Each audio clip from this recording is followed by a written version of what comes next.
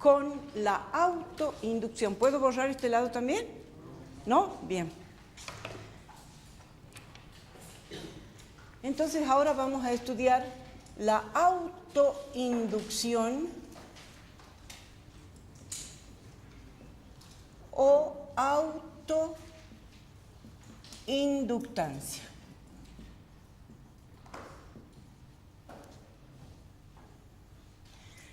Habíamos visto que cualquier circuito por el que pasaba una corriente, esto es una espira en la cual le pongo una batería, esta corriente me generaba un campo magnético a su alrededor. A ver si es así, ¿estoy diciendo bien? Sí.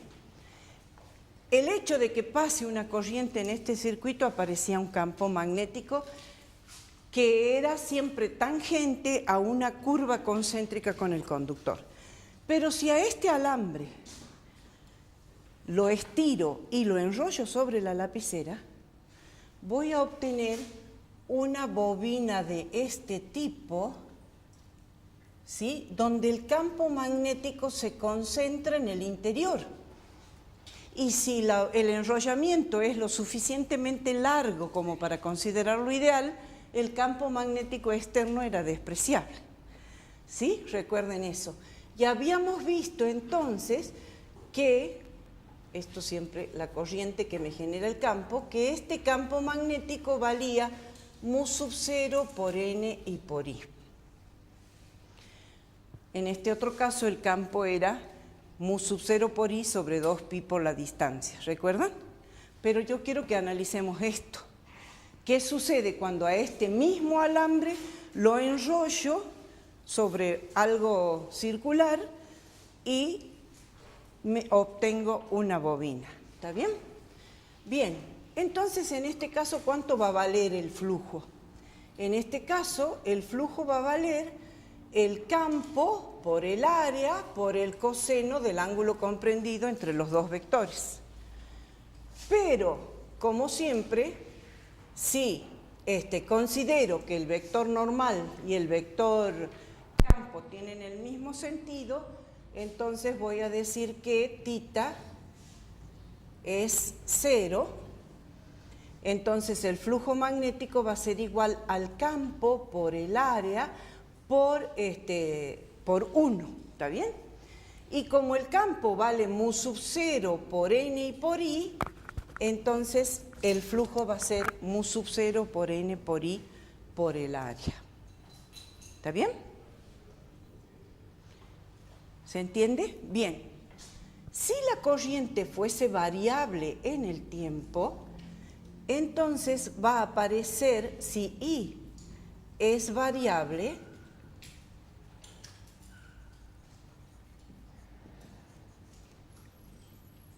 va a aparecer una FEM en el propio circuito. ¿Se entiende? Entonces va a aparecer una FEM que va a ser igual a menos la derivada del flujo magnético, a menos la derivada del flujo magnético con respecto al tiempo, y esto es menos mu sub 0 por n por el área por la derivada de i con respecto al tiempo. ¿Sí? ¿Se entiende? Bien, en este caso,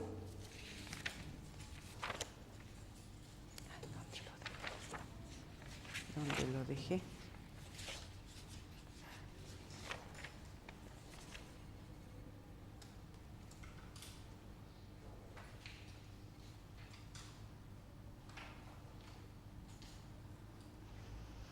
Bien, entonces lo que estoy diciendo es que en cada vuelta va a aparecer una FEM autoinducida que es mu sub 0 por n por el área y por la derivada de i con respecto al tiempo. Pero, escribamos acá, la bobina esa, o la inductancia, como le quieran decir, la bobina tiene n vueltas. en total, que es lo mismo que decir que es n por la longitud total. ¿Se entiende? Entonces, la FEM inducida total va a ser menos n por la derivada del flujo con respecto al tiempo, y esto entonces va a ser mu sub 0 por el n grande por el n chico por el área por la derivada de I con respecto al tiempo. Pero esto es lo mismo que decir mu sub 0 por n cuadrado por L por el área por la derivada de I con respecto al tiempo. ¿Sí? Esto es válido solamente en el caso en que la bobina tenga esta forma donde la longitud es mucho mayor que el diámetro, ¿sí? Pero entonces nosotros decimos, si tuviera otra forma, ¿qué pasaría? ¿Podríamos considerar esto? No, tal vez no podemos considerar esta parte porque todo esto depende del número de vueltas, de la longitud, de la sección transversal, es decir, depende de la geometría de la bobina. Pero puede tener cualquier otra forma. Entonces, ¿qué vamos a decir? La FEM es siempre proporcional a la derivada de la corriente con respecto al tiempo. La FEM es siempre proporcional, es decir, si la derivada de I con respecto al tiempo es creciente, la FEM también va a ser creciente, y a la inversa, si esto decae, la FEM también va a decaer. Por consiguiente, a esto le vamos a poner el coeficiente de proporcionalidad, que es una constante que para nosotros se va a llamar inductancia. Entonces, no lo tomas. Cuando yo ponga aquí siempre el signo va a ser el menos, ¿sí? Vamos a borrar esto. O sea, la FEM siempre es menos L por la derivada de I con respecto al tiempo.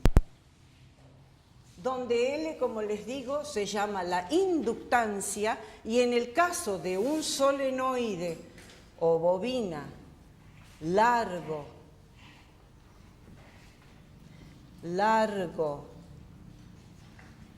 y de diámetro pequeño,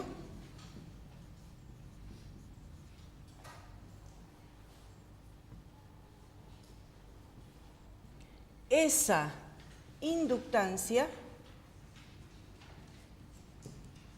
vale L igual a mu sub 0 por n cuadrado por el área por la longitud. Es decir, tiene en cuenta las condiciones geométricas del inductor. La longitud, el área y por supuesto el mu sub 0, ¿qué significa? Que está enrollado en un vacío.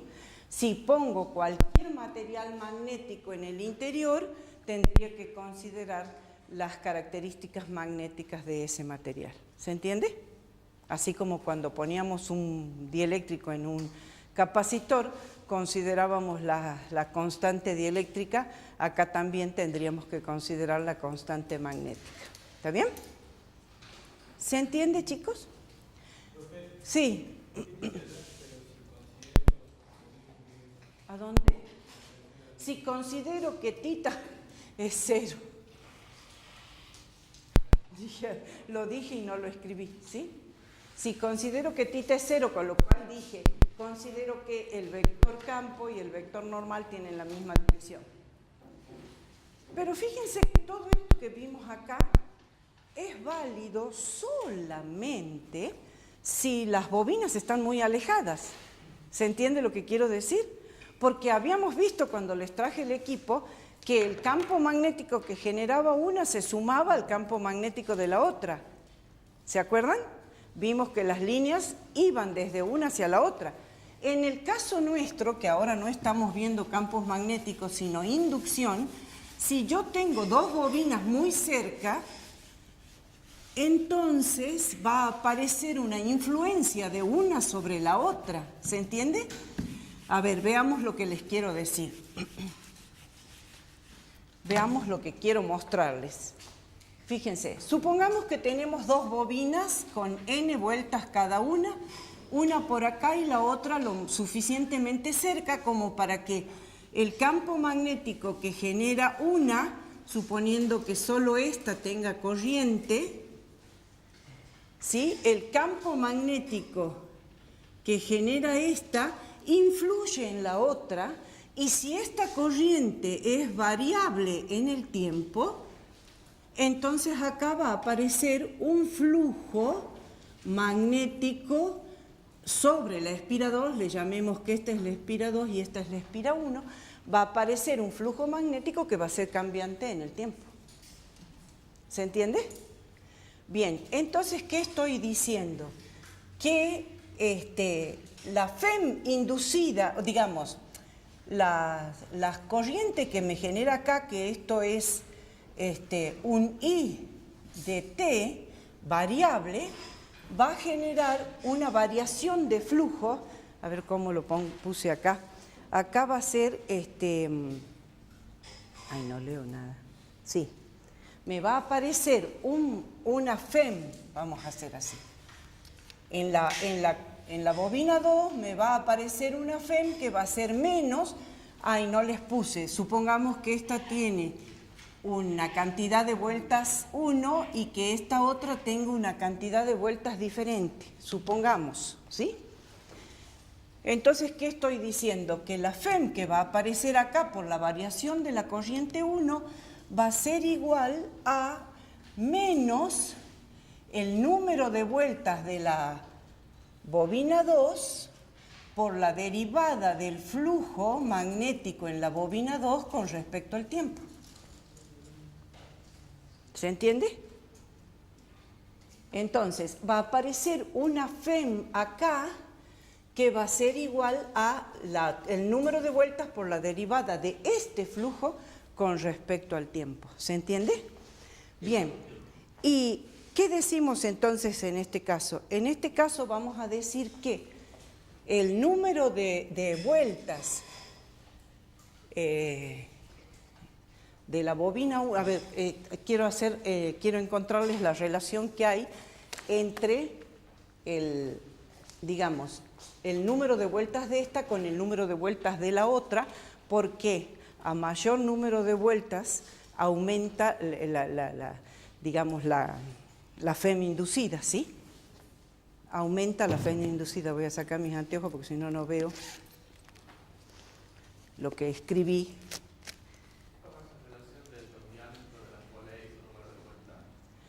No sé si tiene la misma relación con las poleas. Puede ser. Lo que pasa es que vos viste que como la FEM es directamente proporcional al número de vueltas, entonces cuanto más cantidad de vueltas le ponga aquí, más grande va a ser la FEM inducida. ¿Sí? Pero no, la relación que quiero hacerles encontrar es ahora sí. Lo que quiero decirles es que este número de vueltas de la bobina 2 por la variación de flujo en la bobina 2 es directamente proporcional a la corriente 1, que es función del tiempo. Y a ese coeficiente de proporcionalidad le voy a llamar inductancia mutua. ¿Por qué? Porque son dos. Esta ejerce sobre esta otra, pero como es sobre la bobina 2 y ejerce, a ver, lo voy a escribir más separado para que se vea bien, sobre la bobina 2 y ejercido por la bobina 1, es el coeficiente de proporcionalidad con respecto a esa bobina 2. ¿Entiende? Y ese coeficiente de proporcionalidad va a valer, o sea que en este caso nosotros vamos a decir que N2 por la derivada del flujo magnético con respecto al tiempo es igual a M21 por la derivada de I1, que es función del tiempo y también con respecto al tiempo. Entonces, la FEM esta va a valer menos M21 por la derivada de I con respecto al tiempo. donde este coeficiente M21 es la inductancia mutua.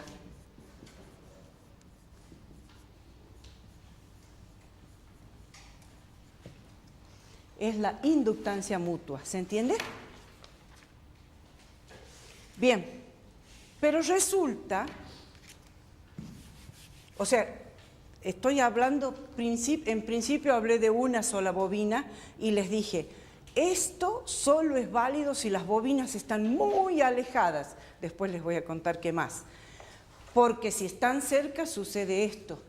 Es decir, que la influencia de una bobina sobre la otra es generarle una FEM inducida que es directamente proporcional a la variación de la corriente en la primera bobina. Sucede lo mismo si ahora la corriente variable es en la bobina 2.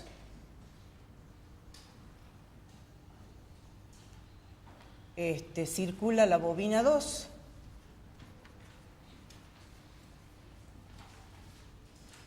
Entonces, ¿qué quiero decir con esto? Que sobre la bobina 1 va a aparecer una FEM que va a ser igual a menos N1 por la derivada del flujo magnético sobre la bobina 1 con respecto al tiempo, y a su vez esto va a ser igual al M12, ¿sí?, por la derivada de la corriente 2, en este caso, con respecto al tiempo. Y por último, la FEM1 sería igual a menos M12 por la derivada de I2, acá no les puse que esto era la derivada de I1, ¿no?, con respecto al tiempo. Fíjense, las dos tienen idéntica forma.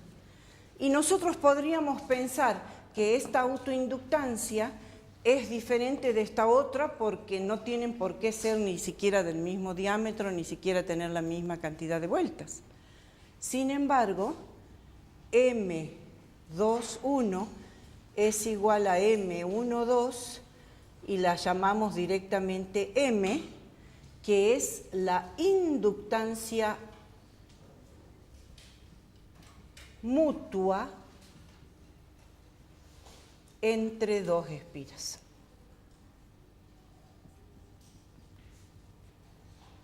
¿Sí? Es decir, que siempre la variación de corriente o la variación de flujo en una espira me influye sobre las otras que están cercanas, produciendo una variación de flujo en la que está cercana. Sin embargo, uno puede aislar, para que estemos en este caso, podemos aislar la combinación, que ahora vamos a estudiar cómo es la combinación de bobinas, de tal suerte que le pongamos un blindaje magnético o una aislación magnética, ¿sí? ¿Qué significa eso? Significa ponerlo suficientemente lejos como para que el campo no influya, o ponerlos perpendiculares, una perpendicular a la otra, de tal suerte que el campo no afecte, la variación de campo no afecte. ¿Bien?